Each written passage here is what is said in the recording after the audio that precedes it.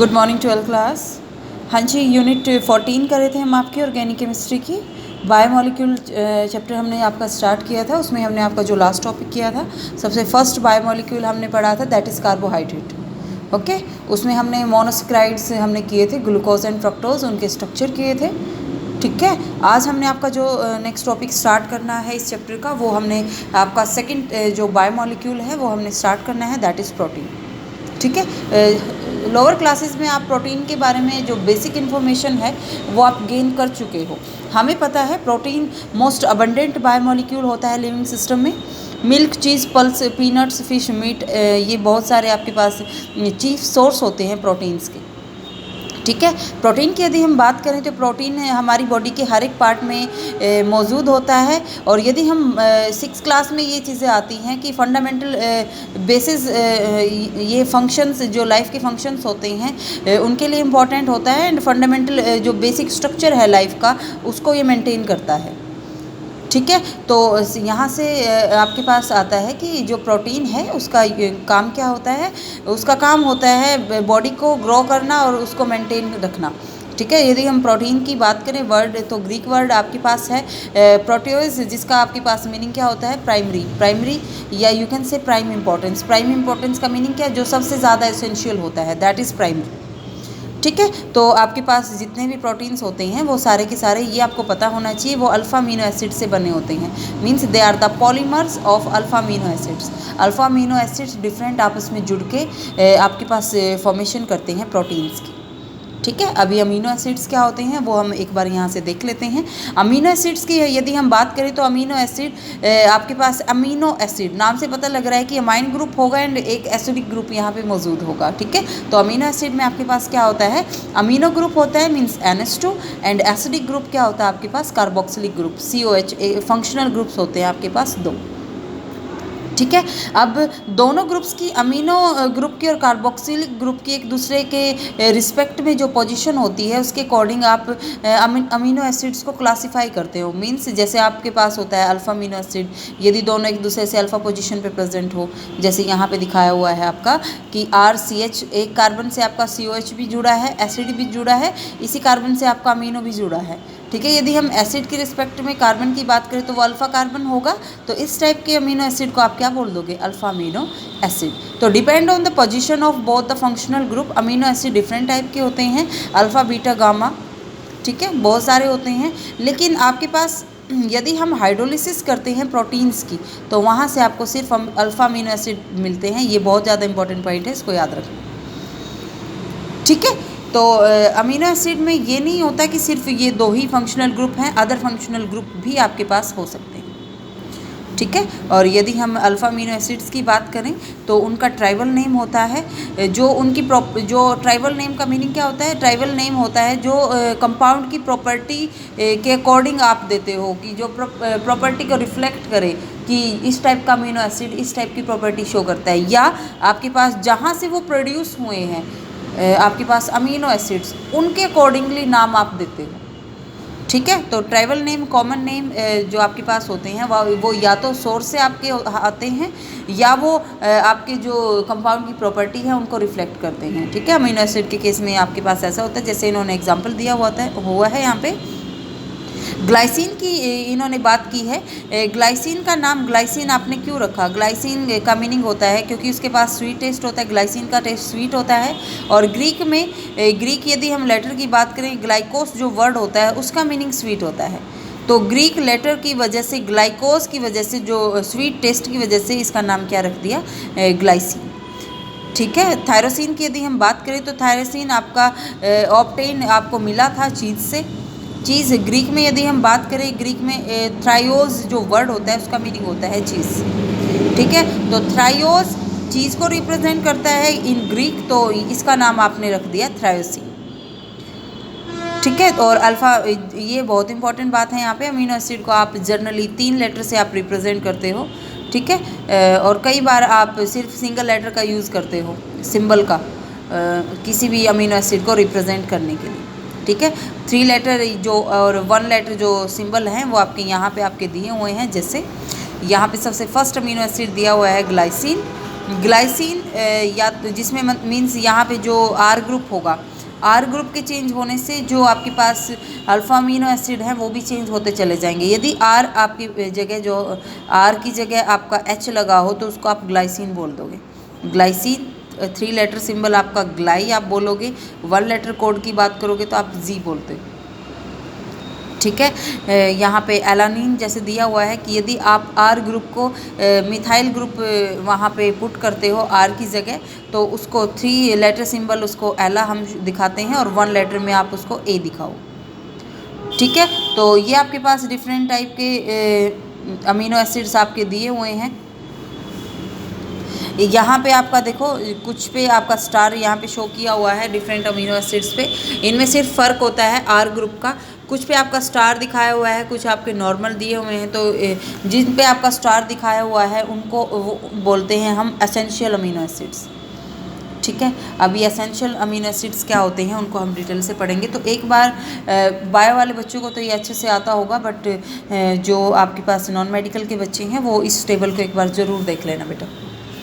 ठीक है, उसके बाद हम बात करते हैं क्लासिफिकेशन की। अमीनो एसिड को हम क्लासिफाई कैसे करेंगे। तो क्लासिफिकेशन की यदि हम बात करें तो अमीनो एसिड उनके जो एसिडिक, बेसिक और जो न्यूट्रल बिहेवियर होता है उसके अकॉर्डिंग आप अमीनो एसिड्स को क्लासिफाई कर सकते हो। ठीक है, तो amino acid are classified as on behaviour towards acidic, basic और न्यूट्रल बिहेवियर की यदि हम बात करें, वो आपका डिपेंड करेगा कि उसमें कितने अमीनो एसिड और कितने कार्बोक्सिलिक एसिड आपके प्रेजेंट होते हैं। ठीक है, यदि हम बात करें यहाँ पे कि यदि इक्वल नंबर ऑफ अमीनो और कार्बोक्सिलिक ग्रुप प्रेजेंट होते हैं अमीनो एसिड्स में, तो उसको आप न्यूट्रल बोलोगे फिर, तो वहाँ से आपका न्यूट्रल नेचर हो जाएगा। यदि आपके पास अमीनो ज़्यादा हैं कार्बोक्सिलिक ग्रुप से, अमीनो बेसिक होता है तो फिर वो बेसिक हो जाएगा। यदि आपके कार्बोक्सिलिक ग्रुप एसिडिक होता है, वो ज़्यादा हुए अमीनो ग्रुप से, तब आपका क्या हो जाएगा, जो भी आप अमीनो एसिड पढ़ रहे हो वो आपका एसिडिक नेचर का हो जाएगा। ठीक है, ये तो हो गया उनके बिहेवियर की वजह से। उसके बाद आपके पास 2 अदर टाइप के अमीनो एसिड्स होते हैं जिसको आप बोलते हो एसेंशियल एंड नॉन एसेंशियल। ठीक है, ये आपका जो है ये डिपेंड करता है आपकी डाइट के ऊपर। ठीक है, कैसे। नॉन एसेंशियल की यदि हम बात करें तो नॉन एसेंशियल का मीनिंग होता है ऐसे अमीनो एसिड जो हमारी बॉडी में ही आपके सिंथेसाइज होते हैं, जो प्रिपेयर होते हैं हमारी बॉडी में। ठीक है, बॉडी में जो बनते हैं वो नॉन एसेंशियल हुए, क्योंकि उनको हमें बाहर से लेने की ज़रूरत नहीं पड़ी, वो हमारी बॉडी में ही बन के हमारी जो डेली रिक्वायरमेंट है उनको कंप्लीट कर रहे हैं। ठीक है, और यदि हम एसेंशियल की बात करें, एसेंशियल की बात हम अमीनो एसिड्स क्या होते हैं आपके पास, जो हमारी बॉडी में तो नहीं बनते लेकिन हमें वो डाइट के थ्रू लेने पड़ते हैं बाहर से। We have to consume them through our diet, तो they are known as the essential amino acids. ठीक है, एसेंशियल अमीनो एसिड मैंने अभी बताया था। एसेंशियल आपके पास जैसे वेलाइन हो गया, ल्यूसीन हो गया, ये सारे एसेंशियल होते हैं। आपके पास हिस्टाडीन हो गया। ठीक है, तो आपने इनके जो एग्जाम्पल हैं वो आपने डेफिनेटली याद करने हैं। This question is very very important. यहाँ से क्वेश्चन आपका पूछ लिया जाता है कि what do you mean by essential and non essential amino acid, explain with example. ठीक है, तो ये क्लासिफिकेशन आपके पास अमीनो एसिड की होगी। उसके बाद हम डिटेल में यहाँ से पढ़ लेते हैं। ये पोर्शन आपका बहुत ज़्यादा इंपॉर्टेंट है। प्रॉपर्टीज़ की यदि हम बात करें तो अमीनो एसिड आपके पास कलरलेस होते हैं, क्रिस्टलाइन सॉलिड होते हैं, वाटर सॉल्युबल होते हैं, हाई मेल्टिंग पॉइंट होता है, लेकिन this point is very important, they behave like salt. ठीक है, वो सोल्ट की तरह बिहेव करते हैं आपके। ठीक है, अब यहाँ से आपका क्वेश्चन जनरेट होता है कि सोल्ट की तरह से बिहेवियर आपका क्यों हुआ। ठीक है, ये बिहेवियर आपका इसलिए होता है क्योंकि अमीनो एसिड्स में आपके पास दोनों ग्रुप प्रेजेंट होते हैं। यहाँ पे आपके पास एसिडिक ग्रुप भी प्रेजेंट होता है अमीनो एसिड में, और आपके पास बेसिक ग्रुप भी प्रेजेंट होता है। तो एसिडिक एंड बेसिक ग्रुप का वहाँ पे प्रेजेंस होना इन द सेम मॉलिक्यूल, तो उसको आप क्या बोल दोगे कि they can behave like acid. ठीक है, तो यहाँ से ये क्वेश्चन आपका क्लियर हो जाता है कि वो एसिडिक बिहेवियर क्यों शो करते हैं। नेक्स्ट क्वेश्चन यहाँ से मोस्ट इंपॉर्टेंट आता है आपके पास कि जो अमीनो एसिड्स हैं वो आपका एम्फोटेरिक बिहेवियर शो करते हैं। This question is very very important. यहाँ से दोनों क्वेश्चन इंपॉर्टेंट है। अमीनो एसिड से 3 क्वेश्चन आपके बनेंगे। एसेंशियल, नॉन एसेंशियल क्या होते हैं, what do you mean by the why they behave like acid, and why they show amphoteric behaviour. Amphoteric का मीनिंग क्या होता है, वही सेम बात, एसिड की तरह बिहेव करते हैं, बेस की तरह बिहेव करते हैं। ठीक है, कब करेंगे ये चीज़ बहुत इंपॉर्टेंट है। एक्वा सॉल्यूशन में यदि हम जाएं, एक्वा सॉल्यूशन की बात करें यदि हम अमीनो एसिड के, तो एक्वा सॉल्यूशन में आपके पास क्या होगा, जो आपका कार्बोक्सिलिक ग्रुप का हाइड्रोजन है, कार्बोक्सिलिक ग्रुप एसिड है, वो अपने में से H पॉजिटिव को लूज़ करेगा। ठीक है, और ये जो H पॉजिटिव है, ये जो प्रोटॉन उसने लूज़ किया है, जो अमीनो एसिड में आपके इलेक्ट्रॉन पेयर प्रेजेंट थे वो इसको अपनी तरफ अट्रैक्ट करेंगे, एक्सेप्ट करेंगे प्रोटॉन को, जिसकी वजह से सेम मॉलिक्यूल के अंदर आपके पास यहाँ पे चार्ज डेवलप हो जाएंगे, नेगेटिव एंड पॉजिटिव चार्ज। इसको आप बोलते हो डाइपोलर आयन जब बनते हैं अमीनो एसिड में, उसका स्पेसिफिक नाम हो जाता है which is known as zwitterion. ठीक है, ज्विटर आयन आपके पास न्यूट्रल होता है यदि हम होल मॉलिक्यूल की बात करें, बट क्योंकि उसमें दोनों के दोनों positive and negative charge present होते हैं इन इक्वल अमाउंट, ठीक है, यू कैन से, ठीक है, इक्वल यूनिट में वो प्रेजेंट होते हैं, तो ये ओवरऑल तो न्यूट्रल होता है, बट एक ही मॉलिक्यूल में आपके पास डाइपोलर आयन की फॉर्मेशन होना, उस अमीनो एसिड के केस में उसको आप नाम दे देते हो ज्विटर आयन। ठीक है, अब देखो ज्विटर आयन में आपके पास दोनों के दोनों प्रॉपर्टी यहाँ पे ये शो कर सकते हैं, ये पॉजिटिव चार्ज भी प्रेजेंट है, नेगेटिव चार्ज भी प्रेजेंट है, तो ये दोनों एसिड से भी रिएक्ट कर सकते हैं, ये आपके बेस से भी रिएक्ट कर सकते हैं, इसलिए हम बोल देते हैं कि एक्वस सॉल्यूशन में अमीनो एसिड आपके एम्फोटेरिक बिहेवियर शो करते हैं। ठीक है, तो ये चीज़ आपको पता होनी चाहिए। This also very important, glycine को छोड़ के जितने भी नेचुरल ऑकरिंग आपके अल्फा अमीनो एसिड्स हैं वो सारे के सारे आपके ऑप्टिकल एक्टिव होते हैं। ठीक है, और इसका रीज़न क्या होता है, क्योंकि जो अल्फा कार्बन है वो आपका एसिमेट्रिक होता है। ओके, तो इस वजह से हम बोल सकते हैं ऑप्टिकल एक्टिव होने की वजह से कि वो दोनों फॉर्म में आपके एग्जिस्ट कर सकते हैं, डी फॉर्म में भी आपके, एल फॉर्म में भी। ठीक है, लेकिन नेचुरल ऑकरिंग जो अमीनो एसिड होते हैं उनकी एल कॉन्फ़िगरेशन होती है जर्नली। ठीक है, एल कॉन्फ़िगरेशन का मीनिंग क्या होता है कि जो आपके पास NH2 ग्रुप है ये आपका लेफ्ट साइड प्रेजेंट होता है। ठीक है, नेक्स्ट कंसेप्ट आपका जो आता है वो आपका यहाँ से पूछा जाता है स्ट्रक्चर ऑफ प्रोटीन। ठीक है, 3 क्वेश्चन ये आपने डेफिनेटली करने हैं अमीनो एसिड से। उसके बाद आपका नेक्स्ट क्वेश्चन आता है स्ट्रक्चर ऑफ प्रोटीन का, इसमें से भी आपका मोस्ट इंपॉर्टेंट क्वेश्चन बनता है। अब हमने देखो प्रोटीन के स्ट्रक्चर हम स्टडी करेंगे। हमने क्या पढ़ा है कि प्रोटीन की जब भी आप हाइड्रोलिसिस करते हो they always produce alpha amino acid. Amino acid क्या होते हैं वो हम पढ़ चुके हैं। ठीक है, तो प्रोटीन आपके पास पॉलीमर होते हैं अल्फा अमीनो एसिड का, मीन्स यहाँ पे आपके पास क्या होगा कि एक अल्फा अमीनो एसिड दूसरे अल्फा अमीनो एसिड से जुड़ा होगा। ठीक है, कनेक्शन होना 2 अल्फा अमीनो एसिड का या मोर अमीनो एसिड्स का एक दूसरे के साथ, तो वो आपका कनेक्शन होता है पेप्टाइड बॉन्ड के थ्रू। ठीक है, पेप्टाइड बॉन्ड क्या होता है वो आप यहाँ पे एक बार देखो ये आपका एक अल्फा अमीनो एसिड है, ये आपका दूसरे टाइप का अल्फा अमीनो एसिड है। यहाँ पे क्या होगा, जब एक अल्फा अमीनो एसिड दूसरे से आपका कनेक्ट होगा तो वाटर यहाँ से रिमूव हो जाता है, डिहाइड्रेशन होगी। तो यहाँ पे आपकी लिंकेज कैसे होगी, NH2 CH2 CO NH, एक मॉलिक्यूल का CO कार्बोनिल ग्रुप दूसरे का NH ग्रुप आपस में कनेक्टेड हो जाते हैं। कार्बन और नाइट्रोजन की कार्बोनिल ग्रुप एंड जो अमाइन ग्रुप है उसकी लिंकेज को आप बोलते हो पेप्टाइड लिंकेज। ठीक है, तो ये याद रखना what you mean by peptide linkage, ये क्वेश्चन आ जाता है। या define peptide bond, peptide bond आपके पास क्या होता है, तो लिंकेज होना, पेप्टाइड लिंकेज आपके पास क्या होती है, peptide linkage is an amide formed between COH group acidic group and amine group. ठीक है, जब आपके पास 2 सिमिलर या डिफरेंट अमीनो एसिड का कॉम्बिनेशन होता है वहाँ से आपके पास एलिमिनेशन होती है वाटर मॉलिक्यूल की और फॉर्मेशन होती है आपके पास पेप्टाइड बॉन्ड की। ठीक है, तो इस चीज़ को आपने याद रखना है। प्रोटीन आपके पास पेप्टाइड लिंकेज से जुड़े होते हैं, प्रोटीन में अल्फा अमीनो एसिड्स आपके पेप्टाइड बॉन्ड से या पेप्टाइड लिंकेज से आपके जुड़े होते हैं। ठीक है, अब यहाँ पे आपका दिया हुआ है रिएक्शन बिटवीन 2 मॉलिक्यूल सिमिलर और different proceed through the combination of amino acid of 1 molecule with the carboxylic of other. यही मैंने बताया है कि एक मॉलिक्यूल का अमीनो एसिड दूसरे के कार्बोक्सिलिक ग्रुप से जुड़ता है, वहाँ से वाटर की एलिमिनेशन होती है और आपके पास जो फॉर्मेशन होती है वो पेप्टाइड बॉन्ड की होती है और जो प्रोडक्ट आपके पास बनती है उसको आप बोलते हो डाईपेप्टाइड। ठीक है, डाईपेप्टाइड क्यों बोला, व्हाट आर डाईपेप्टाइड, क्योंकि वहाँ पे आपके पास 2 अमीनो एसिड्स आपस में जुड़े हैं। ठीक है, जैसे यहाँ पे दिखाया हुआ है कि यहाँ पे 2 अमीनो एसिड आपका एक ग्लाइसिन यहाँ पे जुड़ा है आपका एलानिन से।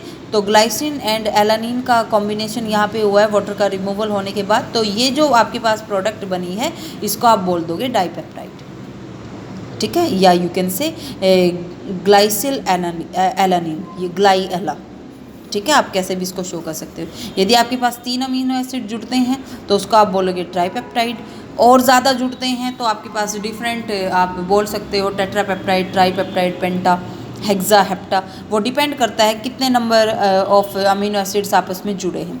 यदि आपके पास जो अमीनो एसिड्स का नंबर है वो 10 से ज़्यादा हो जाता है तब आप उसको पॉलीपेप्टाइड बोल देते हो, ठीक है। तो पॉलीपेप्टाइड आपके पास क्या होते हैं ये आपको पता होना चाहिए, जिसमें आपके पास मोर देन 100 अमीनो एसिड्स आपस में जुड़ते हैं और जो मोलर मास है वो यहाँ पे 10,000 यूनिट तक होता है, ठीक है। तो यहाँ से आपने याद रखना है पॉलीपेप्टाइड को आप प्रोटीन से बोलते हो, ये आपने याद रखना है। यहाँ पे दिया हुआ है कि जैसे इंसुलिन होता है उसमें 51 अमीनो एसिड आपके मौजूद होते हैं, ठीक है।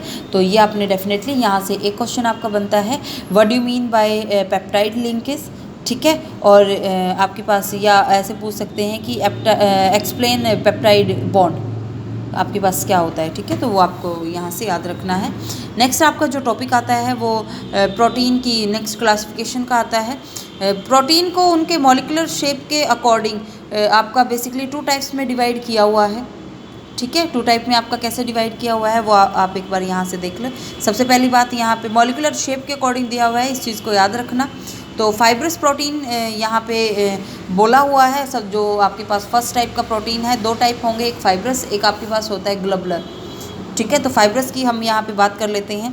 आपके पास क्या होता है, पॉलीपेप्टाइड आप पढ़ चुके हो, तो पॉलीपेप्टाइड चेन एक दूसरे के पैरेलल आपके पास होती है फाइब्रस प्रोटीन में, पैरेलली कनेक्टेड होती है। और जो कनेक्शन होगा दोनों जो आपके पास डिफरेंट पॉलीपेप्टाइड चेन होती है वो हाइड्रोजन बॉन्ड या डाइसल्फाइड बॉन्ड से जुड़ी होती हैं, ठीक है। आपस में पैरेलली जुड़ के वो आपका फाइबर लाइक स्ट्रक्चर की फॉर्मेशन कर देते हैं। और ये जो प्रोटीन है ये वाटर में इनसॉल्युबल होते हैं, इस चीज़ को आपने याद रखना है। ये एग्जांपल डेफिनेटली याद रखने हैं, एमसीक्यूज यहाँ से बन जाते हैं। एग्जांपल जैसे इन्होंने बोला हुआ है केराटिन जो आपका हेयर में, वुल या सिल्क में प्रेजेंट होता है, या मायोसिन जो आपका मसल्स में प्रेजेंट होता है, ठीक है। तो यहाँ से याद रखना है कि जो पॉलीपेप्टाइड चेन है वो आपकी पैरेलली जुड़ी होती है through the hydrogen and disulphide bond, and जो फॉर्मेशन करती है वो फाइबर लाइक स्ट्रक्चर की फॉर्मेशन करती हैं, इनसॉल्युबल होती हैं वाटर में, फाइब्रस प्रोटीन आपके पास जो होते हैं, ठीक है। उसके बाद सेकंड टाइप के प्रोटीन हम देख लेते हैं। ये आपके पास आते हैं ग्लोबुलर प्रोटीन। ग्लोबुलर प्रोटीन आपके पास क्या होते हैं, यहाँ भी आपके पास पॉलीपेप्टाइड चेन होती है लेकिन वो कॉइल होती है एक दूसरे के अराउंड और फॉर्मेशन करती है स्फेरिकल शेप की, ठीक है। और जो ग्लोबुलर प्रोटीन होते हैं वो आपके यूजुअली वाटर में सॉल्युबल होते हैं। एग्जांपल डेफिनेटली याद रखने हैं, इंसुलिन एंड एल्बुमिन जो होते हैं वो ग्लोबुलर प्रोटीन के आपके पास एग्जांपल होते हैं। यहाँ से क्वेश्चन आपका बनता है कि एक्सप्लेन या differentiate between fibrous and globular protein, या आपसे क्वेश्चन पूछ सकते हैं what do you mean by fibrous and globular protein, explain, ठीक है। अब स्ट्रक्चर और शेप के अकॉर्डिंग प्रोटीन जो प्रोटीन होते हैं उनके आपके पास 4 डिफरेंट लेवल होते हैं, primary, tertiary, secondary, tertiary, quaternary, ठीक है। हर एक जो लेवल है प्राइमरी से यदि आप मूव ऑन करोगे तो जो लेवल है वो ज़्यादा कॉम्प्लेक्स स्ट्रक्चर आपका बनाता चला जाएगा, ठीक है। यदि हम प्राइमरी स्ट्रक्चर्स की बात करें, प्राइमरी स्ट्रक्चर आपके पास क्या होते हैं, जहाँ पे आपके पास एक या ज़्यादा जो पॉलीपेप्टाइड चेन है, प्राइमरी स्ट्रक्चर में आपके पास 1 या उससे ज़्यादा पॉलीपेप्टाइड चेन आपकी प्रेजेंट होती है। हर एक जो पॉलीपेप्टाइड चेन होती है उनमें अमीनो एसिड लिंक होते हैं एक दूसरे के साथ, वो स्पेसिफिक सीक्वेंस में होते हैं, इस चीज़ को याद रखना, ठीक है। तो इस स्पेसिफिक सीक्वेंस की वजह से ही जो अमीनो एसिड है उसके जो प्रोटीन है उसके स्ट्रक्चर को आप प्राइमरी स्ट्रक्चर बोल देते हो, ठीक है। यदि आप प्राइमरी स्ट्रक्चर में कोई चेंज करते हो तो उसमें सीक्वेंस चेंज होता है अमीनो एसिड का, तो वहाँ से आपका एक डिफरेंट प्रोटीन की ही फॉर्मेशन होती है, मीन जो प्रोटीन की प्रॉपर्टी है वही चेंज हो जाती है। याद रखना प्राइमरी स्ट्रक्चर प्रोटीन का क्या होता है, जिसमें आपके पास अल्फा अमीनो एसिड एक पर्टिकुलर स्पेसिफिक सीक्वेंस में होते हैं। यदि आप सीक्वेंस चेंज करोगे तो जो नेचर है प्रोटीन का वो वही चेंज हो जाएगा, ठीक है। सेकेंडरी स्ट्रक्चर की यदि हम बात करते हैं प्रोटीन के, तो सेकेंडरी में आपके पास वहाँ पे लॉन्ग पॉलीपेप्टाइड की चेन एग्जिस्ट करती है। दो डिफरेंट टाइप के स्ट्रक्चर्स में एग्जिस्ट करती है सेकेंडरी स्ट्रक्चर में, alpha helix and beta pleated sheet. Helix नाम से पता लग रहा है हेलिक्स की फॉर्म में यहाँ से होंगे, ये आपका दिखाया हुआ है, दिस इज़ द हेलिक्स। ये आपका यहाँ पे शो किया हुआ है कि हाइड्रोजन बॉन्ड के थ्रू जुड़े होते हैं या वो सल्फाइड लिंकेज से जुड़े होते हैं। ठीक है, तो इस चीज़ को आपने याद रखना है। तो अल्फ़ा हेलिक्स और बीटा प्लेटनेटेड स्ट्रक्चर आपके पास जो यहाँ पे दिखाया हुआ है, this is beta pleated structure. ठीक है, यहाँ पे लिंकेज तो सेम रहेगी, वही हाइड्रोजन बॉन्डिंग वगैरह, लेकिन यहाँ पे जो स्ट्रक्चर है वो प्लेटेड लाइक स्ट्रक्चर हो जाएगा, तो इसको स्पेसिफिक नाम दे दिया गया बीटा। और ये आपका हेलिक्स की फॉर्म में होता है, जैसे आपका स्प्रिंग होता है तो उसको आपका नाम दे दिया गया अल्फ़ा हेलिक्स। ठीक है, तो यहाँ पे मीन्स क्या होता है, ये बनते कैसे हैं, रेगुलर फोल्डिंग होती है पॉलीपेप्टाइड चेन की हाइड्रोजन बॉन्डिंग के थ्रू। ठीक है, और वहाँ से पेप्टाइड जो बॉन्ड होता है उसके थ्रू आपके जुड़े रहते हैं। अल्फ़ा हेलिक्स की यदि हम बात करें तो अल्फ़ा हेलिक्स आपके पास सबसे जो कॉमन पॉलीपेप्टाइड चेन होती है उसमें सारे के सारे आपके पास हाइड्रोजन बॉन्ड होते हैं। जैसे यहाँ पे इन्होंने बताया हुआ है कि जैसे आपके पास ट्विस्ट करते हो आप स्क्रू को, एक हेलिक्स की फॉर्मेशन वहाँ पे होती है, ऐसे ही आपके पास जो अल्फ़ा अमीनो एसिड की चेन है वो आपस में कनेक्टेड होके एक हेलिक्स की फॉर्मेशन करती है। ठीक है, तो और यदि बीटा की बात करें तो बीटा में आपका जो एक्सटेंशन होता है वो मैक्सिमम होता है। चेन आपस में कॉयल होने की बजाय, मींस हेलिक्स फॉर्मेशन की बजाय एक दूसरे के साइड वाइज ही प्रेजेंट होती है। ठीक है, बॉन्ड वहाँ भी इंटरमॉलिक्यूलर आपकी हाइड्रोजन बॉन्डिंग होती है। ठीक है, तो नेक्स्ट आपके पास कंसेप्ट आता है टर्शरी स्ट्रक्चर। प्रोटीन का जो टर्शरी स्ट्रक्चर होता है इसमें ओवरफोल्डिंग होती है आपके पास पॉलीपेप्टाइड चेन की। ठीक है, और यहाँ पे आपके पास दो मेजर शेप मॉलिक्यूलर शेप यहाँ से आती हैं, एक फाइब्रस एक ग्लोबुलर। दोनों आप पढ़ चुके हो क्या होती हैं। जो मेन फोर्स होती हैं जिसमें आपकी सेकेंडरी और टर्शरी स्ट्रक्चर प्रोटीन के स्टेबलाइज होते हैं, स्टेबल होते हैं, वो आपके पास hydrogen bonding disulphide linkage van der Waals, ये मैं बता चुकी हूँ बार बार, यही टाइप की आपके पास फोर्सेज होंगी। वंडरवॉल हो सकती हैं, डाइसल्फाइड लिंकेज हो सकती हैं, इलेक्ट्रोस्टैटिक फोर्स हो सकती है और हाइड्रोजन बॉन्ड हो सकता है। ठीक है, यदि हम क्वाटनरी की बात करें तो क्वाटनरी में आपके पास दो या दो से ज़्यादा आपके पास पॉलीपेप्टाइड चेन होती हैं जो एक दूसरे में कंपोज होती हैं। स्पेशल अरेंजमेंट होता है उनका सब यूनिट का एक दूसरे के साथ, क्वाटनरी स्ट्रक्चर की फॉर्मेशन करती है। समझ आएगा इस स्ट्रक्चर से व्हाट आई मीन टू से।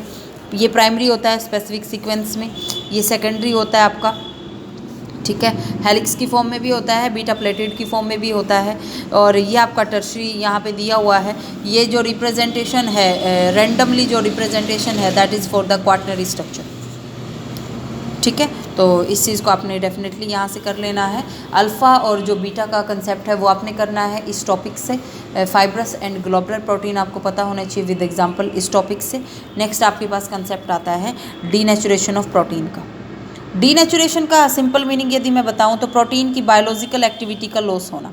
प्रोटीन हमारी बॉडी में प्रेजेंट होते हैं, वी नो वेरी वेल। जब प्रोटीन नेटिव स्टेट में होता है, प्रोटीन आपके नेटिव स्टेट में होते हैं, लेकिन यदि हम क्या करें, कोई भी फिजिकल या केमिकल चेंज अप्लाई होता है हमारी बॉडी में या कहीं भी आपका पास जहाँ पे प्रोटीन प्रेजेंट होता है, फिजिकल चेंज का होता है या केमिकल चेंज, वहाँ पे physical change like temperature change हो गया बॉडी का, chemical change like pH change होगी, तो वहाँ से आपके पास जो बॉन्डिंग होती है प्रोटीन की वो डिस्टर्ब हो जाती है। हाइड्रोजन बॉन्ड आपके डिस्टर्ब हो जाएंगे, जो प्रोटीन है उसकी बायोलॉजिकल जो एक्टिविटी वो करता है वो लॉस हो जाएगी। ठीक है, हेलिक्स आपका अनकॉयल हो जाएगा, ग्लोबस है वो आपका अनफोल्ड हो जाएगा। इसी को आप डीनेचुरेशन बोलते हो। डीनेचुरेशन का मीनिंग क्या होता है कि जो नेचुरल एक्टिविटी थी उसका लॉस हो जाना। ठीक है, तो जैसे यहाँ पे बोला हुआ है कि जैसे आप क्या करते हो, एग को बॉयल करते हो तो कोगुलेशन होना एग वाइट की, उसको आप बोल देते हो डीनेचुरेशन प्रोसेस। ठीक है, तो प्रोटीन के जो इंटेक्स क्वेश्चन है वो आपने डेफिनेटली यहाँ से करने हैं। ठीक है, तो ये टॉपिक आपका कवर हो जाता है। कल हम आपका एक नया टॉपिक स्टार्ट करेंगे। Enzyme and vitamin are not the part of your syllabus this year, we have to start with your next topic tomorrow, that is the nucleic acid. ठीक है, इसमें से कोई प्रॉब्लम आती है तो आप मेरे से पूछ सकते हो। Thank you.